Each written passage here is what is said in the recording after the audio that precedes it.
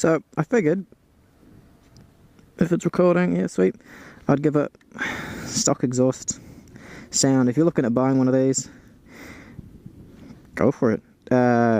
Ignition, not a button, it's just the kill switch as well.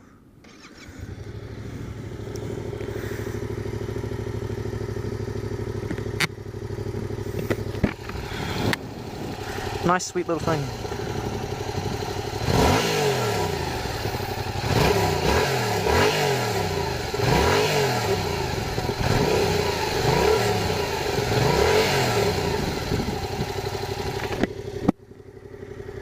Now it is stock and it is grunty enough, personally for me. I like it.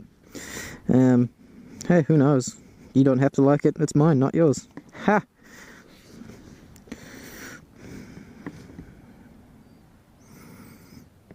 Anyway, like, subscribe, let me know what you think in the comments below. Should I keep making these? Should I not?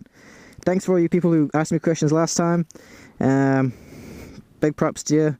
Follow me on Instagram, link is in the description below, and have a good night.